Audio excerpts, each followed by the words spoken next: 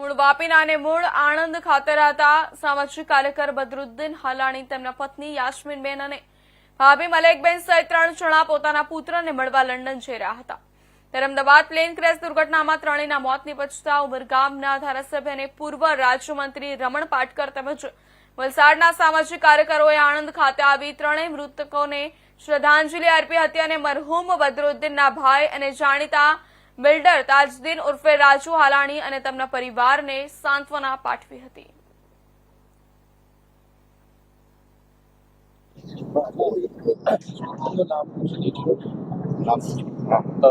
जी रमण भाई ये कर्मठ कार्यकर નું નિધન થયું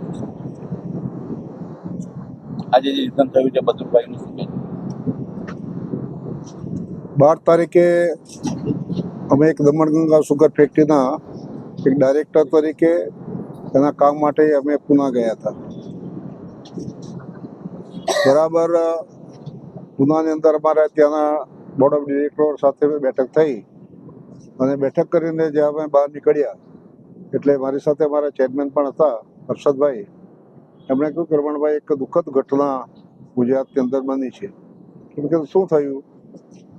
તો આજે એક પ્લેન ક્રેશ થયું છે અને તેમાં મોટી સંખ્યાની અંદર જાનહાનિ થઈ છે।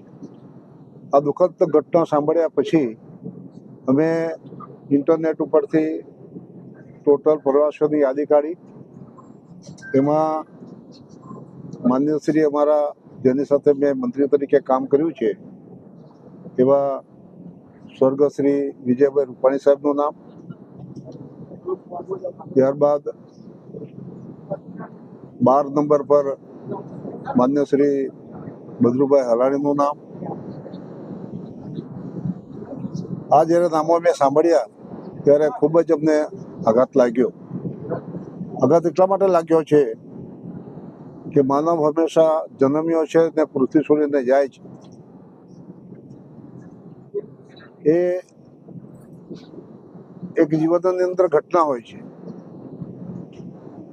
પરંતુ સાથે મળીને એક જ દિવસમાં 5-7 મિનિટની અંદર જ એક મોટો હોનારત થઈ જાય અને એમાં બધા પ્રાણ છૂટી જતા હોય એવી ઘટના જ્યારે જાણવા મળે ત્યારે ખૂબ દુઃખ થતું હોય છે। માન્ય શ્રી બદરુભાઈ અમારા દક્ષિણ ગુજરાતની અંદર ને ખાસ કરીને વલસાડ જિલ્લાની અંદર અનેક કામો સાથે જોડાયેલા છે। એમની સાથે જ્યારે એક પરિવારની ભાવના સાથે અમે ભાઈઓ હોઈએ આ રીતે સાથે મળીને કામ કર્યું છે।